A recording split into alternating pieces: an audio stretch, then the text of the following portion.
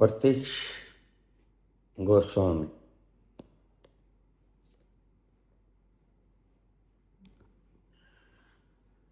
मेरे रोम रोम में बसने वाले राम,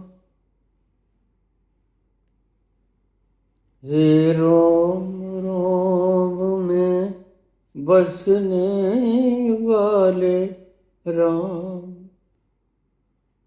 जगत के स्वामी हे अंतर्यामी, मैं तुमसे क्या मांगू, मैं तुमसे क्या मांगू। हे रोम रोम में बसने वाले राम, जगत के स्वामी हे अंतर्यामी, मैं तुझसे क्या मांगू, मैं तुझसे क्या मांगू। हे रोम रोम में बसने वाले राम।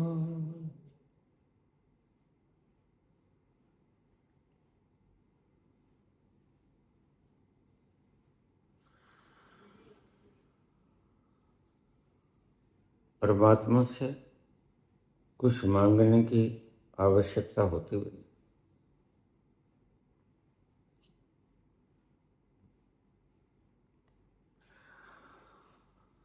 ऋषियों ने ऐसा जाना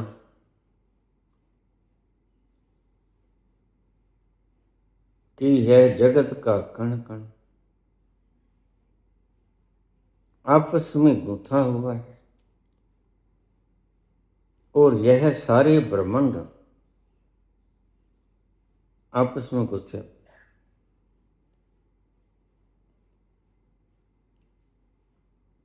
यहां पर जिसे तुम स्पेस कहते हो,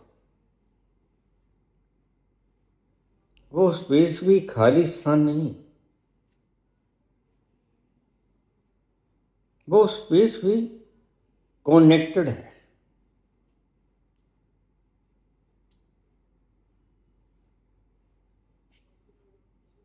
जैसे ये हमारा शरीर, ये सारा ढांचा,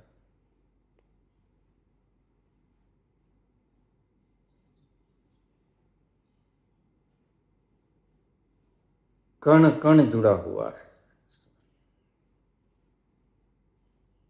इसे अंतर्जाल कहते हैं हम, इंटरनेट। जैसे हमारा शरीर एक इंटरनेट की भांति अंतर्जाल से संबंधित है, ऐसे ही सारा ब्रह्मांड, सारे ब्रह्मांड इसी अंतर्जाल से कनेक्ट है। एक जरा भी ऐसा नहीं जो कि इस दायरे से बाहर हो जाए।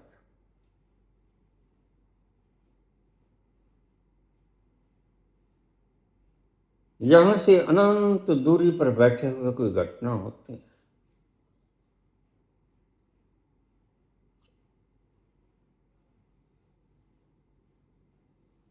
तो वह सारे जगत में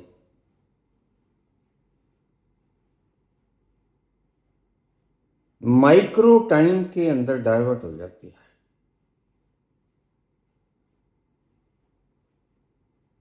तुम्हारी बिजली की रफ्तार तो 3 लाख किलोमीटर पर सेकंड है, पर यह जो सूचना आती है ब्रह्मांड की सूचना, यह माइक्रो सेकंड में होती है।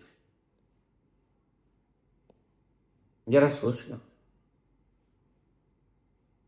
तुम जा रहे हो, तुम्हारे पांव में कांटा चुभ गया, तुम बैठे हो आराम से मस्ती में, तुम्हारे पांव को किसी ने छू लिया, झट से तुम पांव को हटा देते हो, यह एक्शन रिएक्शन कितनी देर में हुआ?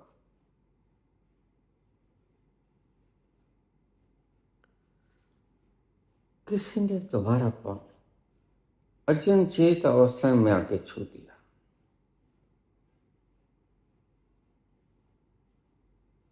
तो क्या तुमने पैर झटका?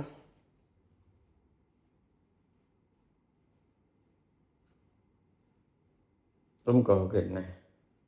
फिर ये पैर किसने झटका?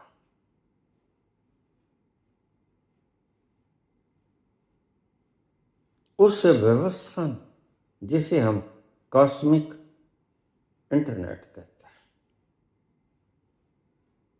सारा ब्रह्मांड इन्हीं सूक्ष्म तरंगों से भरा हुआ है। And there is no space in between. जिससे तुम स्पेस कहते हो वो भी स्पेस नहीं। तुम खाली स्थान को स्पेस कहते हो, नहीं, वह भरा हुआ है।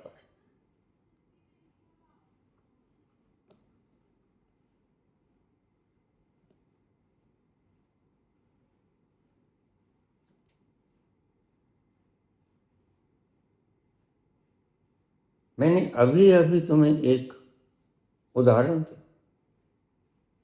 कि तुम मस्ती में बैठे हो, अचानक से कोई छिपकली पांव के ऊपर से गुजर गई, झट से पांव एक तरफ चला गया, तुम्हें पता भी नहीं है कि पांव पे से छिपकली गुजर गई। लेकिन अंतर्जाल से कनेक्टेड उस ब्रेन को पता है जो चलाता है शरीर को। तुम समझते हो शरीर को मैं चलाता हूं,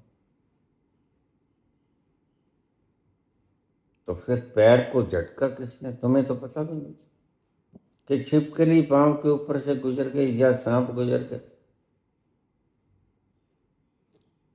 या किसी तुम्हारे ही प्रिय जन ने आके तुम्हारे पांव छुए।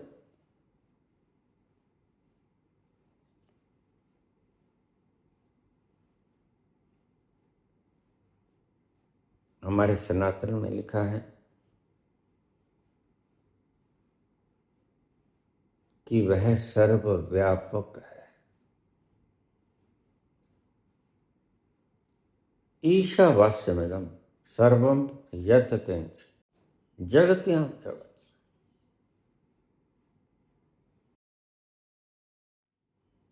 ब्रह्मांडों का ऐसा कोई जर्रा भी नहीं है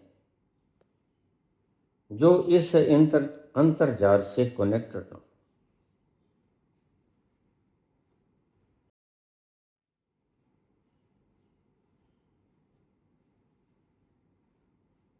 फिर इस अंतर्जाल को हम एक शरीर की भांति न देखें तो और कैसे देखें? ऋषियों ने लिखा था यथा पिंडे तथा ब्रह्मांड है, यानी कि जैसे तुम्हारा पिंड है, यह ब्रह्मांड भी तुम्हारे ही शरीर का वैसा ही अंश है। सारा ब्रह्मांड तुम्हारा शरीर। लेकिन इस सत्य का आभास होता है तुम्हारे अनुभव करने के पश्चात।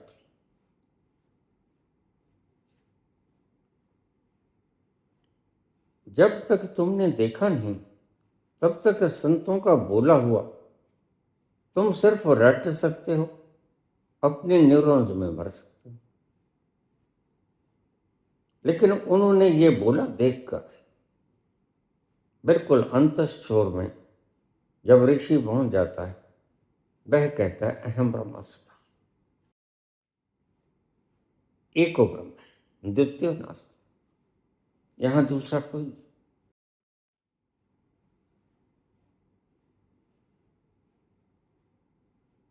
और उस घटना में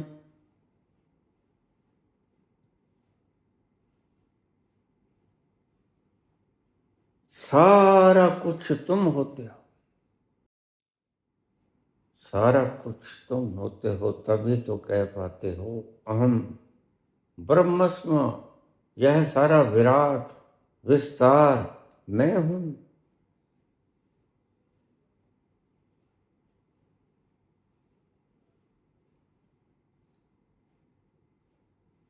अन्यथा ऋषि झूठ तो बोलता है, जैसा दिखता है वैसा ही प्रसारित कर देता है।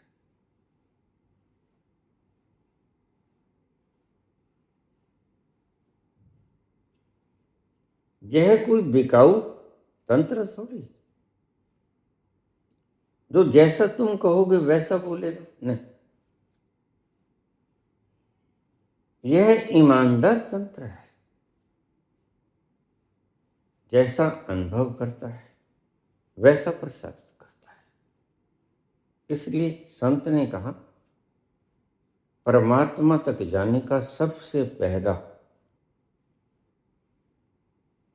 शब्द है सत्य।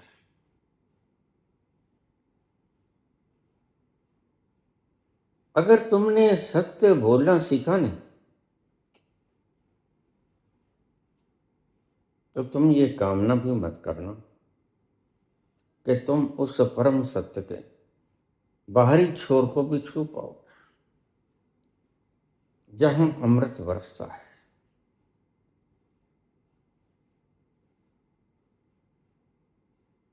धीरे धीरे समझिएगा, प्रसंग गहरा भी है पुत्र प्रत्यक्ष, और प्रसंग ऐसा भी है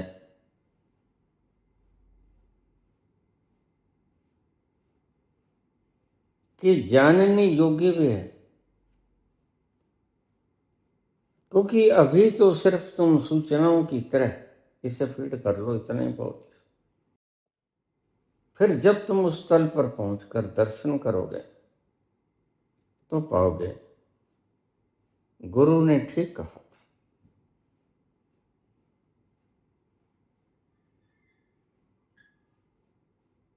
मेरे इस शब्द को न्यूरॉन्ज में समेटकर, न्यूरॉन्ज में समेटे ही मत रह जाना,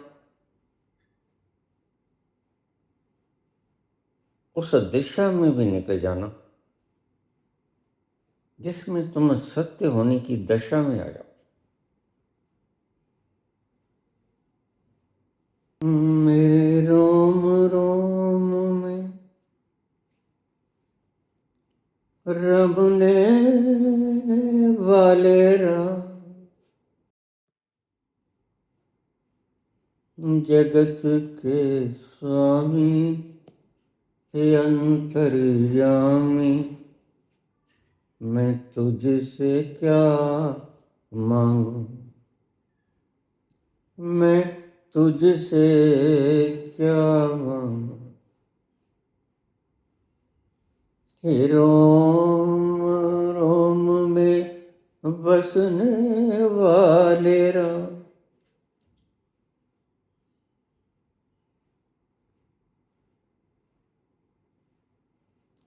क्या तुमने परमात्मा से यह मांगा था कि मेरे शरीर पे से कोई चीज गुजर जाए तो तुम फौरन मुझे बता देना?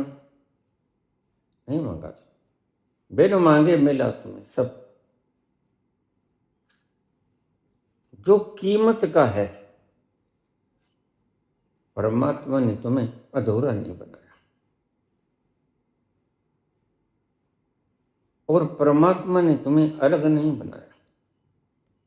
तुम अंतर्जाल के जरिए परमात्मा से हर घड़ी कनेक्टेड रहते हो। क्षण भर के लिए भी तुम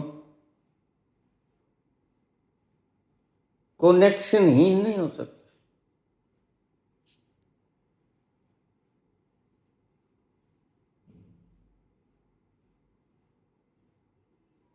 यहां से अरबों खरबों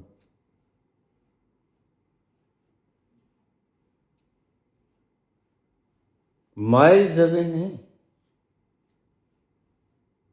जिस गति से विद्युत चलती है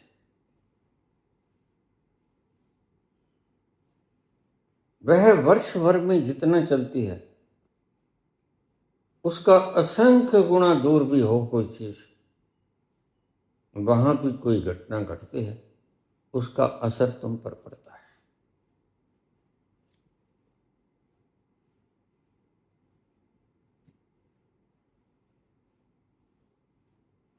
और जो यहां घटना घटती है उसका असर बहुत दूरगामी आकाश गंगाओं के भीतर मौजूद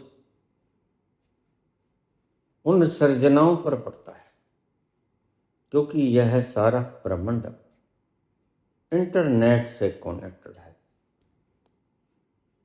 कहने वालों ने अगर कहा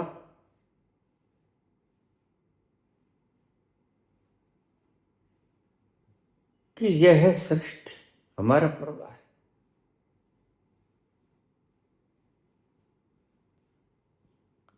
वसुधैव कुटुंबकम,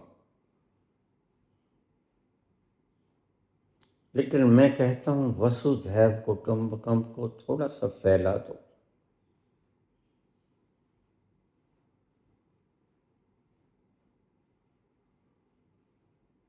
वसुधा की जगह ब्रह्मंडैव कुटुंबकम, ब्रह्मांड ही एक कुटुंब है।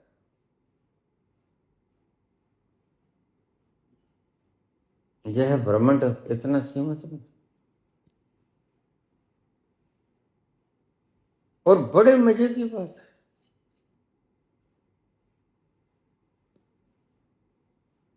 तुम्हें जन्म उसने दिया, अज्ञात ने सृजना का निर्माण किया। उसने पहले से ही एक्शन रिएक्शन का प्रबंध कर दिया। तुम्हें कोई छुए, झट से तुम्हें पता भी नहीं होता, वह कमांडर मस्तिष्क तुम्हें कहता है झटक लो पांव परे, कुछ है जो पांव से गुजर गया। क्या यह व्यवस्था तुम्हें मांगनी पड़ेगी परमात्मा से कि हे परमात्मा, अगर मेरे शरीर के किसी भी अंग से कोई चीज गुजर जाए तो मुझे ऐसा वरदान दो कि मुझे पता चल जाए? नहीं, वरदान नहीं मांगना पड़ेगा। परमात्मा बिना मांगे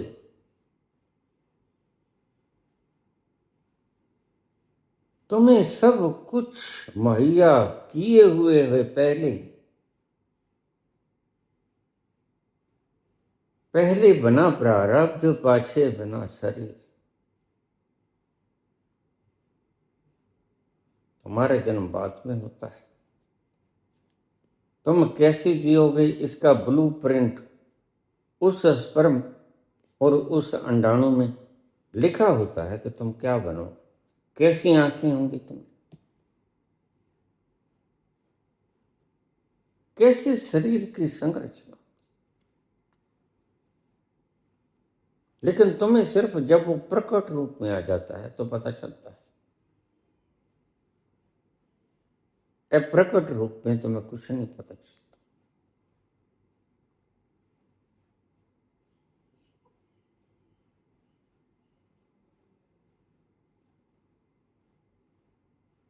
इसलिए मैं सदा ही कहता हूं कि मार्कस, चार्वाक, निश्चय, तुम्हारे आचार्य गण, तुम्हारे सदगुण, ये अंधे हैं, लोभी हैं, लालची हैं,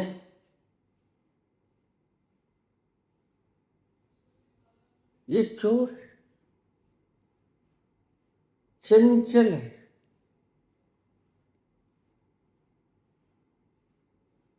तुम्हें ठगना चाहते हैं।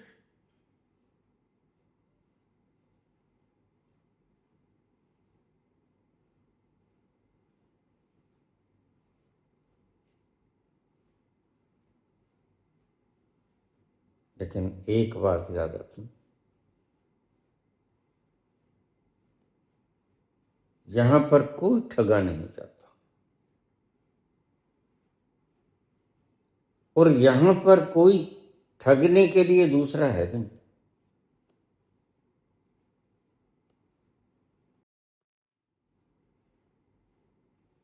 बाबा नानक जपजी के अंदर व्याख्या करते करते एक स्थान पे पहुंच जाते हैं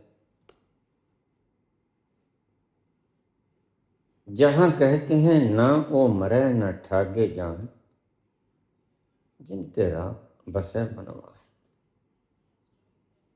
मेरे रोम रोम में रमने वाले राम, रोम रोम में रामा हुआ वह राम, उसको तुम कैसे ठग पाओ? तुमने उसकी महत्ता देखी नहीं। इसलिए मैं कहता हूं बुद्धि एक ऐसा ऑर्गन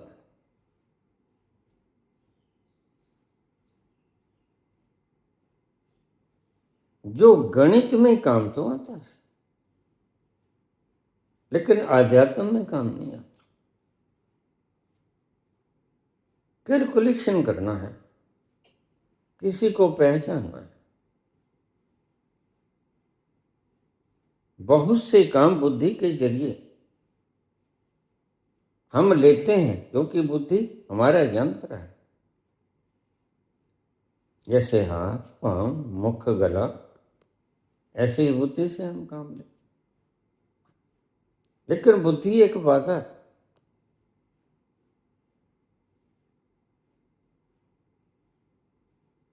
क्योंकि कुछ भी इकट्ठा करना तुम्हारी मंजिल है नहीं। वह बल हो, वह दूसरे को हुक्म करना हो,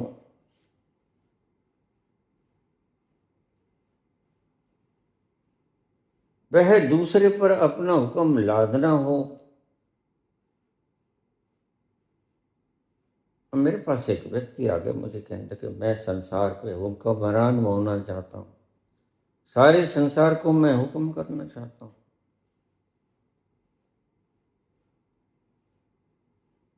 मैंने कहा फिर क्या करोगे?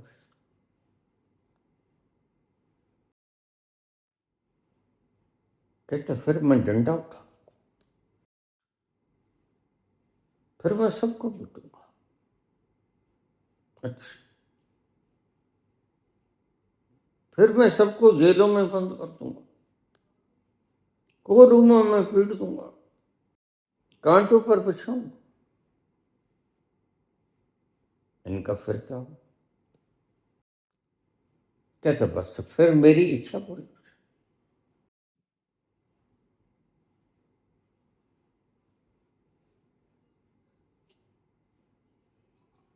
यह तुम्हारे भीतर भरा हुआ कचरा है। जब तुम अपने अंतस में उतरोगे तो तुम देखोगे तुम्हारे भीतर ऐसा ही कचरा भरा हुआ है, दुश्मन के प्रति भी भरा हुआ है, और जिसे तुम दोस्त कहते हो उसके प्रति भी भरा हुआ है।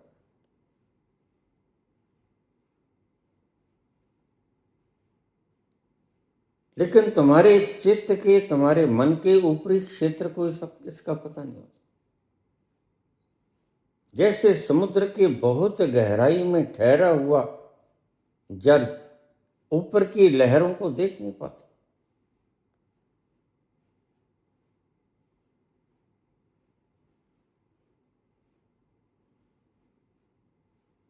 जब तुम अपने अंतस में जाओगे तुम अपने अंतस को देखकर हैरान हो जाओ।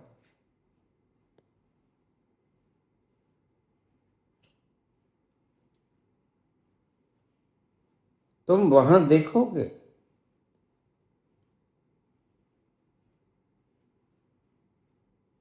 जिस माता के पांव छूते हो,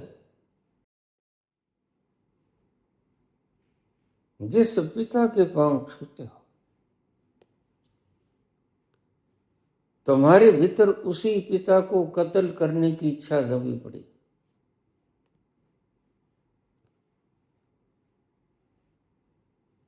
तुम्हारे भीतर अपनी ही माता को कत्ल करने की इच्छा दफन पड़ी।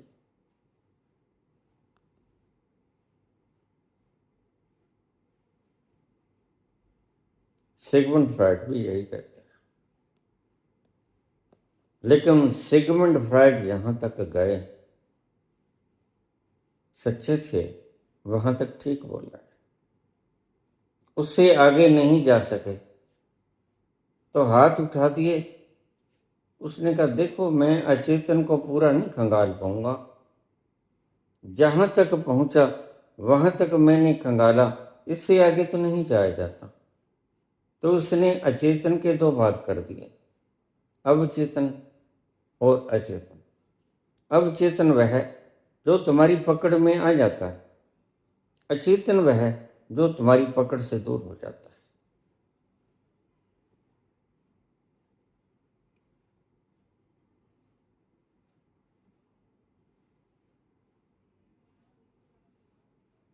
एक नींद की बीमारी होती है,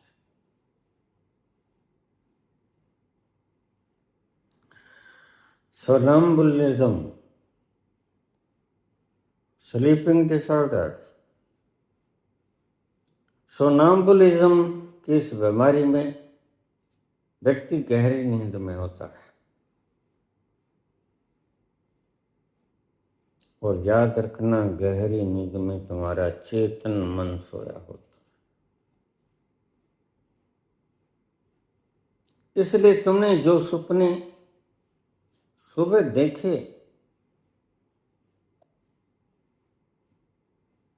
वो तुम्हारे भीतर ही थे, दबे हुए, चेतन में नहीं, अवचेतन में या अचेतन में।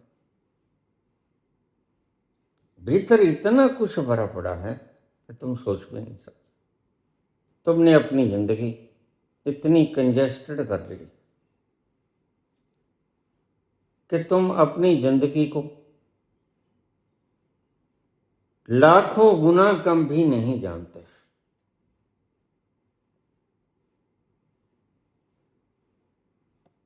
एक घर में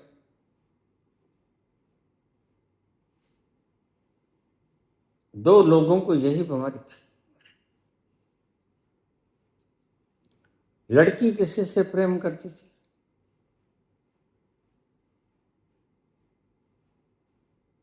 माता उससे प्रेम करने से इनकार करती थी,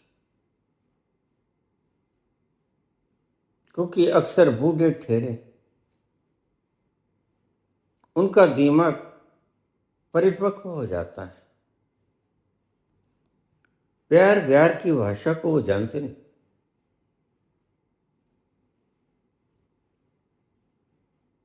उनका अपना अनुभव होता है जीवन का। एक अप्रोढ़ता होती है, होश में आता है बंदा ठोकरें खाने के बाद, रंग लाती है हिना पत्थर पे गिरने के बाद।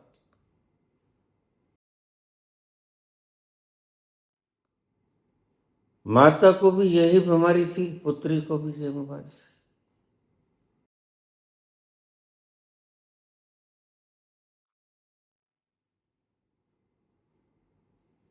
रात को सोते सोते गहरी नींद में उठ जाना और कहीं भी निकल जाना। अमीर परिवार था, घर खूब लंबा चौड़ा था,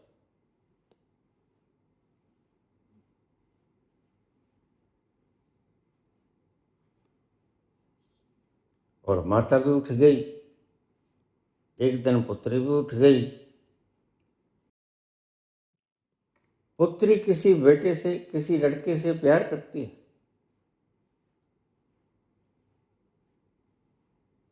और उसकी माता नहीं चाहती कि इससे प्यार करे, क्योंकि सोशल डिफरेंस।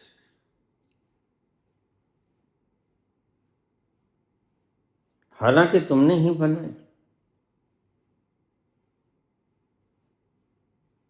अब भला जो आज एक नंबर के धनी हैं,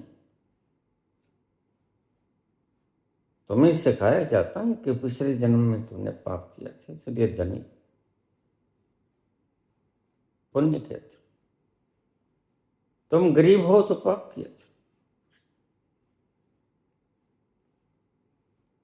लेकिन ऐसा होता होता कुछ नहीं। परमात्मा इस भाषा में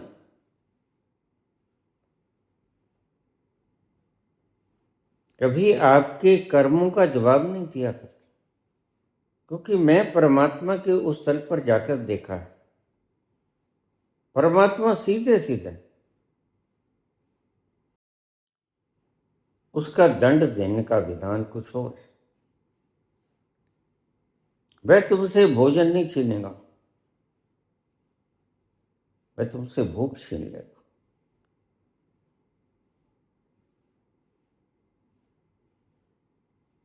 तुम्हारे पास 56 प्रकार के मेवे पड़े होंगे, लेकिन खाने का मन नहीं होगा।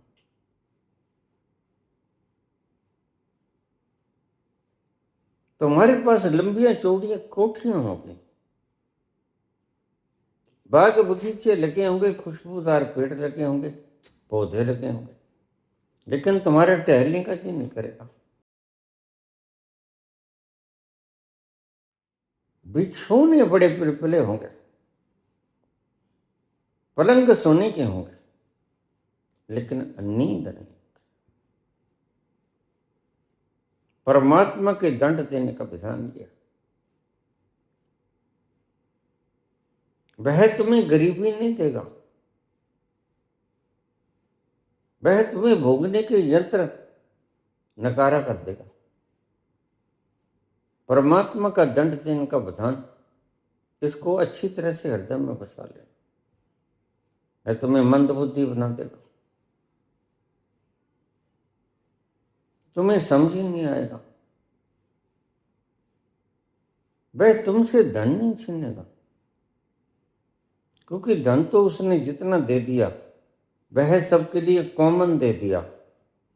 कभी सूरज का प्रकाश दरिद्र और राजा पे अलग अलग पड़ा करता है। उसने जो बनाया सबके लिए सामूहिक बराबर बनाया। जिसको जितना भूख हो खा ले, तुम उसको परिवर्तित कर दिया। जिसको हम जितना देंगे वह उतना खाएगा, बड़ा फर्क पड़ गया। परमात्मा कहता है जितनी भूख मैंने दी, और भूख मैंने दी है, और भोजन भी मैंने दिया है, वह उतना ही खा ले। तुमने परिवर्तित करके कहती है भूख चाहे कितनी ही लगी है, खाना तो यही पड़ेगा जितना हम दें। यह तुम्हारा मैनेजमेंट है। इसलिए परमात्मा का मैनेजमेंट कुछ और है। तुम्हारा मैनेजमेंट परमात्मा के मैनेजमेंट से मेल खाता है। चंद्रमा की रोशनाई दरिद्र के लिए भी उतनी ही महक बिखेरती जितनी सम्राट के लिए। ये चांद तारे, ये खगोलीय पिंड, ये चमकती हुई आकाश गंगा, यह ब्रह्मांड, यह है हमारी आकाश गंगा मिल्की वे, और यह सारा ब्रह्मांड सभी के लिए है। और मैंने पहले ही कहा सभी के लिए है और इंटरकनेक्टेड है अंतर्जाल में। यहां दूर करोड़ों लाइट ईयर अवे फ्रॉम अर्थ, करोड़ों लाइट ईयर अब अवे फ्रॉम अर्थ कोई घटना घटती है, उसका प्रभाव यहां भी पड़ता है।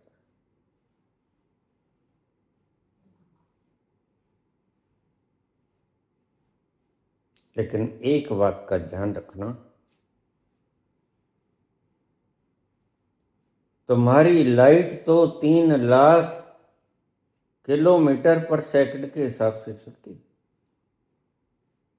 लेकिन जो घटना दूरगामी करोड़ों लाइट ईयर अवे फ्रॉम अर्थ घटना घटती है, वह लाइट के रफ्तार से घटना नहीं चलते, वह परमात्मा की मन के गति से चलती। उधर घटी इधर पता चला। ये दोनों के फर्क को समझ लेना, गहरा है। निश्चित रूप से यह वीडियो आपको कहीं कहीं रिवाइंड करके सुननी पड़ेगी।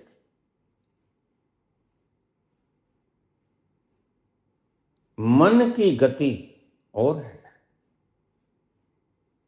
और बिजली की गति और है, और साउंड की गति और है। इसलिए जब बिजली गरजती है, कड़कती है, तो तुम देखते हो बिजली की रफ्तार ज्यादा है, इसलिए चमक तुम्हें पहले दिखाई पड़ेगी जब आकाशीय बिजली करेगी, और उसकी आवाज तुम्हें थोड़ी देर बाद सुनाई पड़ेगी। कारण साउंड की रफ्तार कम है। यह रफ्तार है उसी बिजली की जो गिरी थी। बिजली की रफ्तार ज्यादा है, 3 लाख किलोमीटर पर सेकंड, तो चमक पहले, लश्क पहले दिखाई पड़ेगी, लेकिन उसी की आवाज तुम्हें थोड़ी देर बाद पता चलेगी, क्योंकि साउंड की स्पीड इज लोअर, स्लोअर।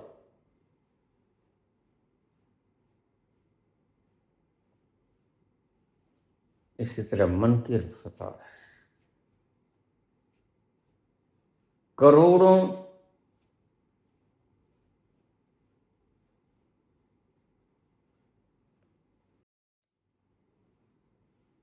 प्रकाश वर्ष दूर। अगर किसी ग्रह पे, किसी आकाश गंगा में, किसी ब्रह्मांड के किसी क्षेत्र में, देखिए मैं बड़े आराम से आपको बोल रहा हूं ताकि समझ आ जाए,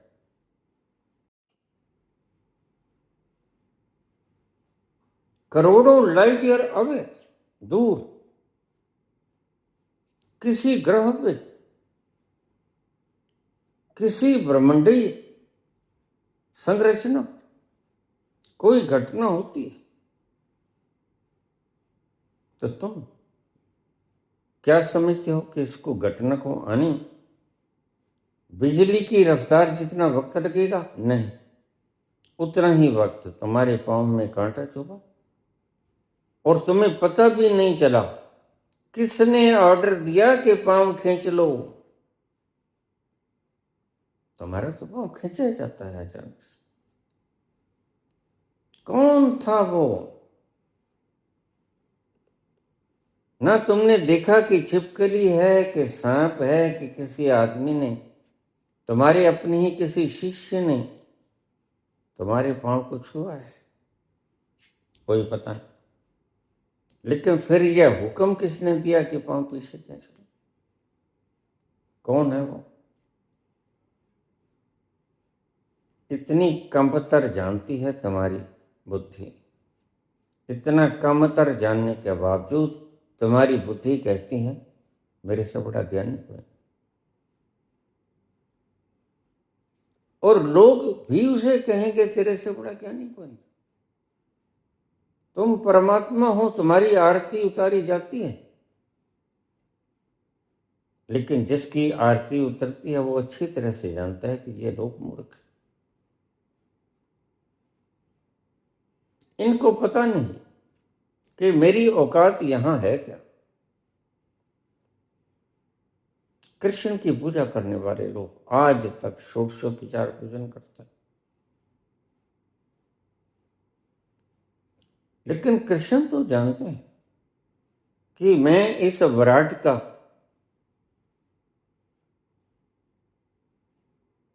कितने भाग्य का अंश हूं। वो कहेगा नेग्लिजिबल, कृष्ण खुद कहेंगे नेग्लिजिबल, और कृष्ण के तल पर गया हुआ व्यक्ति भी कहेगा नेग्लिजिबल। फिर ये शब्द बदल क्यों जाते हैं? कहीं वो कहता है बस मैं ही मैं हूं, तब वह अपने अपने विराट स्वरूप में होता है। और कभी वह कहता है कि मैं तो नाचीज, अपने गुरु के चरण स्पर्श करता है, मैं नाचीज हूं, मुझे विद्या दो। यह फर्क क्यों आता? जब वो कहते हैं मैं ही करता हूं जो कुछ करता हूं, तो वह अपने उस अंतरिम छोर में, जिसे विराट कहा जाता है, वहां आसीन होता है। और जब वो अपने गुरु संदीपानी के पांव छूता है, अपने गुरु माता के पांव छूता है, तो वह कहते कि मैं नाचीज, कुछ नहीं जानता, मुझे विद्या दान दो। यह इतना फर्क क्यों पड़ा? क्योंकि तल बदल गया। एक तल पर वह विराट है और एक तल पर वह शूद्र है। अभी सीखने आया, शूद्र आया है, तो वह अपने आप को शूद्र की तरह कहेगा, झूठ नहीं बोलेगा। वह दिखावेबाजी में विश्वास नहीं रखता। दिखावेबाजी में वही लोग विश्वास करते हैं जिन्होंने विराट को छुआ नहीं। और ध्यान रखना, यह तुम्हारी मजबूरी भी है।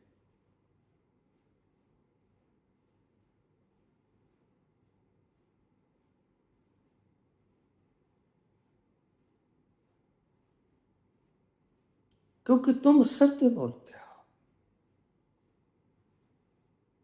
जब तुम अपने गुरु के सामने संदीपानी के चरणों में बैठे होते हो, तो कुछ ग्रहण करने के लिए आते हो। तुम्हारे अंतस के उस विराट को किसी चीज की आवश्यकता नहीं है। फिर ग्रहण करने आता कौन है? यह शूद्र बुद्धि ग्रहण करने के लिए आता, सूचनाएं मुहैया कराने लेने के लिए। इसलिए मैं कहता हूं, सूचनाओं को संग्रहित करने का यंत्र कुछ और है, तल कुछ और है। और खुशी का वह सागर जिसको पीने के लिए समुद्र भी तरसते हैं, उसका तल कुछ और है। तुम इस बुद्धि नामक यंत्र से उस विराट नामक अस्तित्व को जानने की कामना मत करना, नहीं जान पाओगे। तुम सुनते तो मुझे हो, और मैं जानता हूं कि तुम कितने गुणते हो, और तुम मजबूर हो, तुम सत्यवादी।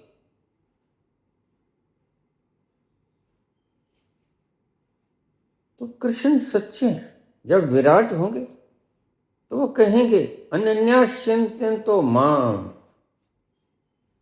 अन्य भाव से जो मेरा स्मरण करता है, मेरे समर्पित हो जाता है।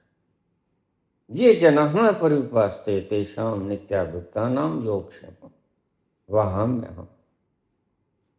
मैं कर देता हूं उसकी सभी जरूरतें पूरी। उसको संभालने वाला मैं होता हूं। और वही मैं कहने वाला जब संदीपानी के और गुरु माता के चरण स्पर्श करता है, वो कहता है मैं अनभिज्ञ हूं,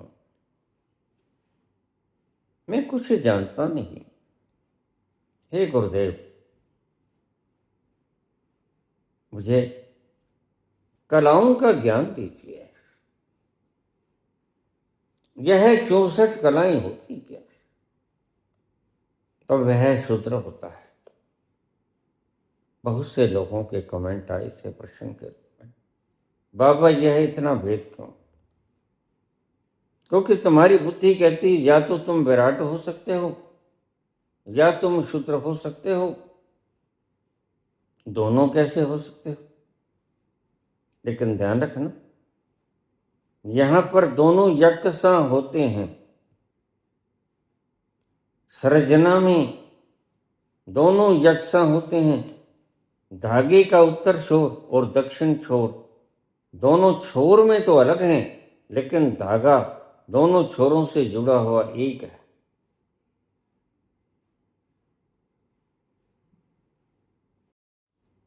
इसको ऐसा समझो, यह पेंसिल है, यह नॉर्थ है, यह साउथ है। यह दोनों कॉर्नर बिल्कुल विपरीत हैं, अपोजिट हैं, लेकिन फिर भी यह पेंसिल इकट्ठी है।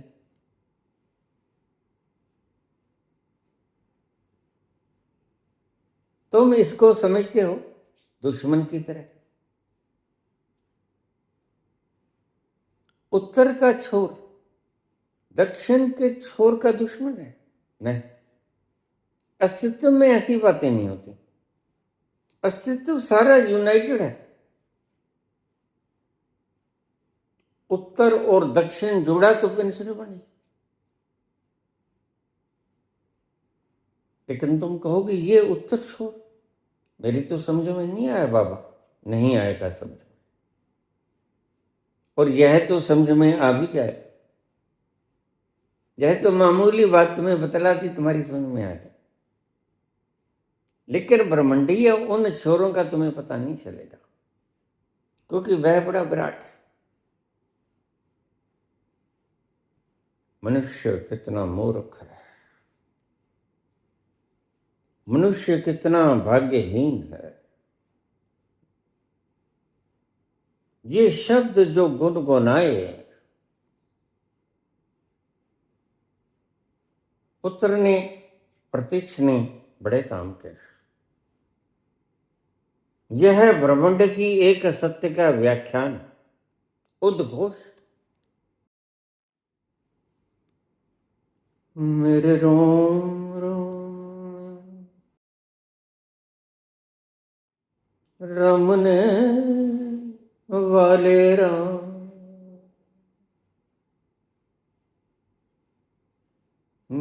मेरे रोम रोम रमने वाले राम, जगत के स्वामी अंतर्यामी, मैं तुझसे क्या मांगू,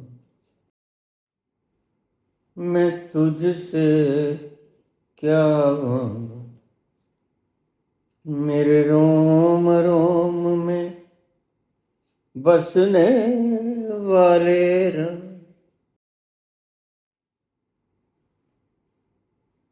अंत में जब तुम चले जाओगे, अपनी विराटता में इंसर्ट हो जाओगे। शूद्र तुम शुरू से ही हो। जन्म से व्यक्ति शूद्र ही पैदा होता है। यह बुद्धि भेद पैदा कर देती है। जन्म से कोई भी ब्राह्मण नहीं होता। कभी जन्म से तुम्हें ये सर लोग बनते देखें?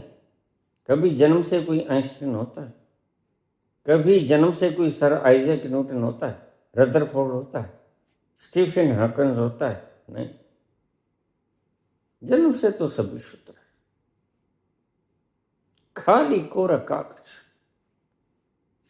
धीरे धीरे कुछ मांडोगे उस पर, विराट हुआ जा सकता है, लेकिन जन्म तुम्हारा शूद्र की तरह होता है। पुत्र, यह सिर्फ एक लयबद्ध संगीत ही नहीं, यह ब्रह्मांड का ऊंचे से ऊंचा गुणगान पहले से ही दिया हुआ है। मांगना मूर्ता है,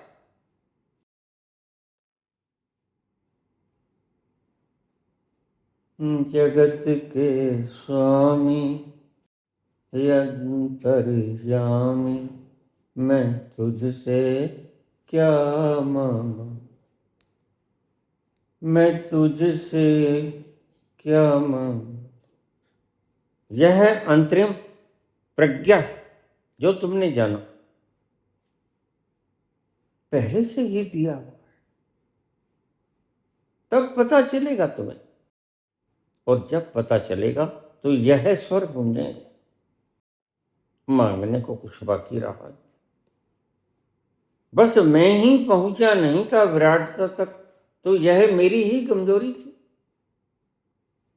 अन्यथा तुमने तो कोई कोर कसर बाकी नहीं छोड़ी थी।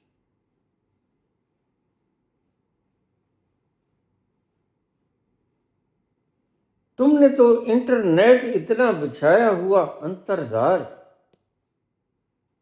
शूद्रता से विराटता तक,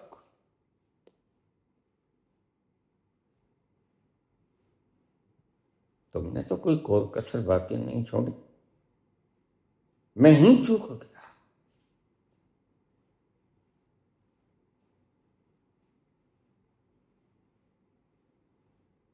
तो यह शब्द कोई न भजन है, न कीर्तन है, न उसका गुणगान है। यह एक सत्य उद्घोष है।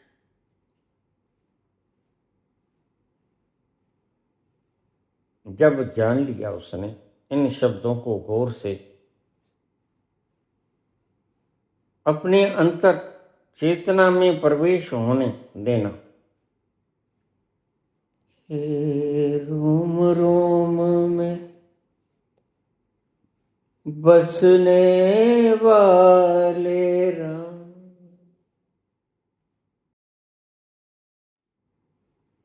यह अंतर्जाल हर जगह बिछा हुआ है और इंटरकनेक्टेड है। जगत के स्वामी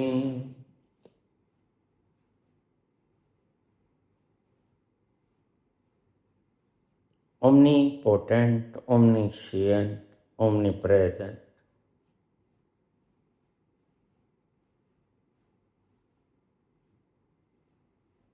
हे अंतर्यामी। जब सब जगह मौजूद है तुम, तो अंतस में भी तो मौजूद होगा। बाहर भी है तुम, अंतर में भी है तुम। मुझसे लोग पूछ लेते हैं परमात्मा बाहर है तो भीतर, और अगर भीतर है तो बाहर कौन है? मैं कहता हूं वह दोनों जगह है, क्योंकि वो सब जगह है।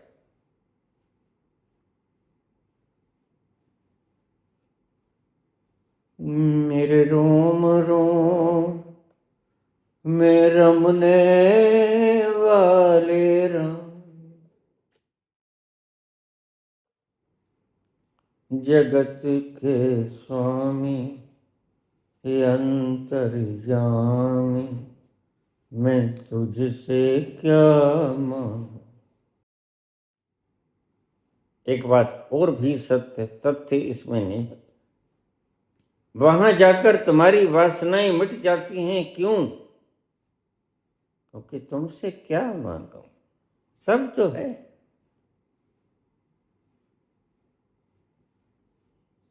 सब तो है, फिर मांगने कोशिश क्या है? मैं तुमसे क्या मांगू, क्योंकि मांगने को कुछ बचा। मैं जितना मांग सकता था तुमने उसकी हदूदें पार कर दी। मैं अमीर होना चाहता था, तुमने मुझे शहंशाह बना दिया। मैं शहंशाह होना चाहता था, तुमने मुझे शहंशाह आलम बना दिया। और मैं शहंशाह आलम होना चाहता था, तुमने मुझे शहंशाहों का शहंशाह बना दिया। तुमने मुझे परवरदिगार बना दिया।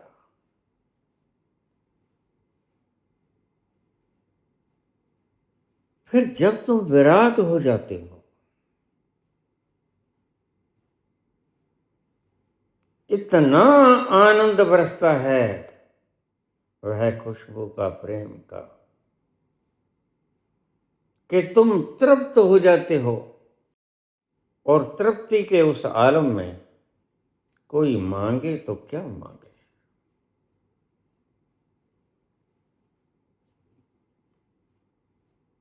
आज तुम्हें वासनाएं तंग कर रही हैं, लेकिन उस तल पर गया हुआ कृष्ण क्या मांगेगा? वह तो कहेगा मैं बांटने योग्य हूं, मुझसे ग्रहण करो, वट एवर यू वांट। तुम्हारी इच्छाएं हैं वह जानता है। कृष्ण कहते हैं मैं पूर्ण, अब तुम मुझसे मांगो, और मांगने का तरीका है शरणागति हो जाओ। सर्वधर्मान् परित्यज्य मामेकं शरणं व्रज। फिर मैं तुम्हें तुम्हारी चाहतों से भी दूर, जो तुमने कभी सोचा ना था, जो तुमने कभी सपने में भी ना ख्याल आया था, वह महत्ता प्रदान कर दूंगा, क्योंकि तुम्हें पता नहीं है कि वह तो तुम ही हो।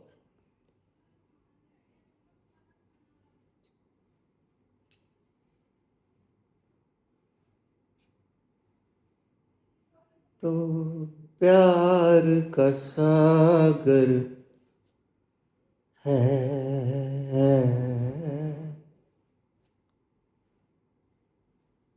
तो प्यार का सागर है, तेरी एक बूंद के प्यासे हम,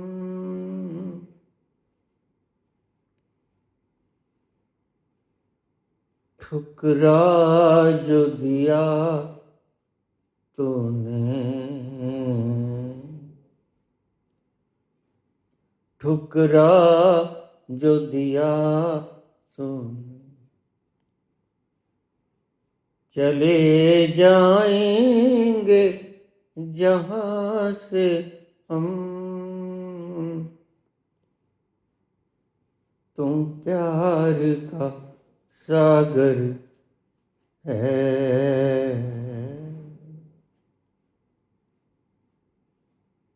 कृष्ण कहते हैं मैं बांटने योग्य हो गया। और ध्यान रखना, तुम भी बांटने योग्य हो सकते हो। यह तुम्हारी नीति है। तुम्हारा अंतिम छोर जब तुम छू लेते हो, तो तुम भी कृष्ण की तरह बांटने योग्य हो जाते हो।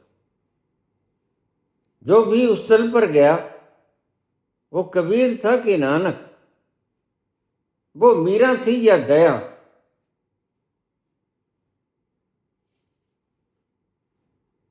वो कृष्ण थे या महावीर, बांटने के योग्य हुए, इसलिए बांटने निकल पड़े। गली गली कूचा कूचा छानते हैं बुद्ध, और देखिए कोई मन में अरमान नहीं।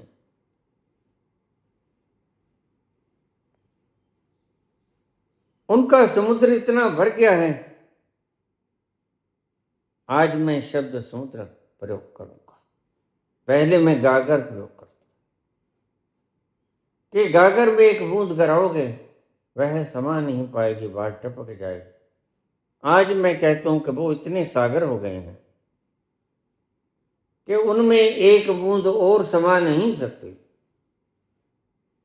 आज प्रथम बार मैं बोला,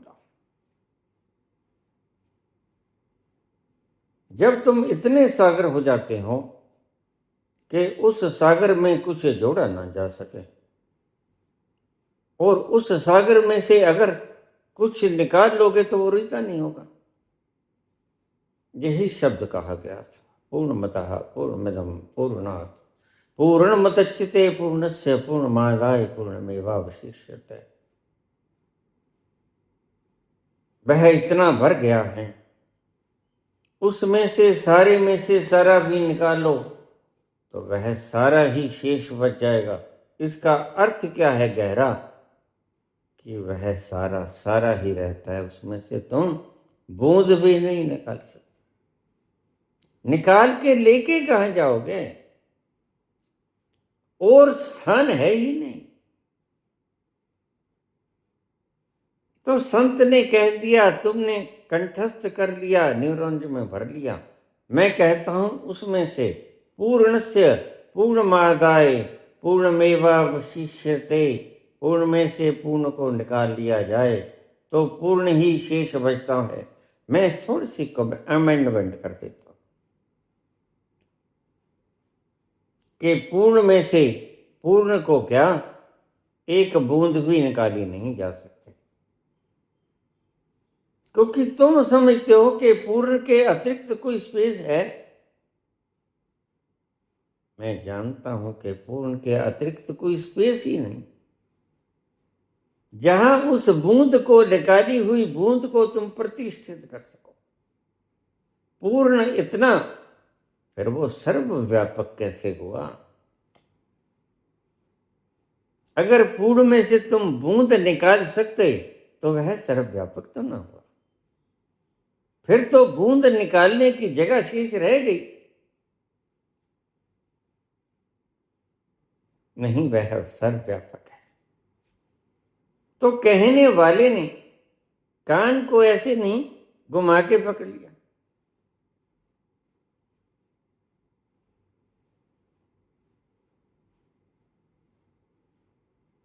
उपनिषद का यह वचन बड़ा प्यारा है, लेकिन ध्यान रखना, शब्दों में वह बोला नहीं जा सकता, इसलिए घुंडियों में बोला जाता है, सूत्रों में बोला जाता है, थोड़ा सा इशारा मिल जाता है, समझने वाले समझ जाते हैं, समझने वाले उसका रस निकाल लेते हैं और पी जाते हैं। वह सर्वव्यापक है। इसका अर्थ इतना व्यापक कि उसके बाहर देयर इज नो स्पेस, और स्पेस है ही नहीं कि समुद्र में से एक बूंद निकाल लो और उस स्पेस में रख दो, निकाल लोगे, रखोगे कहां? पूर्णस्य पूर्णमादाय, पूर्ण में से पूर्ण को निकाल लोगे, पूर्णमेवावशिष्यते, पूर्ण ही शेष रहता है, लेकिन जो पूर्ण निकाला था वो रखोगे कहां? अरे एक बूंद नहीं रखी जा सकती भाई, एक बूंद निकाला नहीं जा सकता। It's impossible to withdraw. ठुकरा जो दिया तूने, चले जाएंगे जहां से हम, तो प्यार का सागर है, तेरी एक बूंद के प्यासे हम,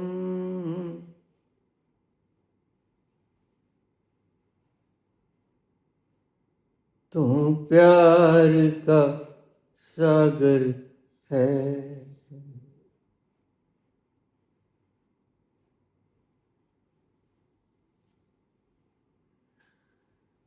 धन्यवाद।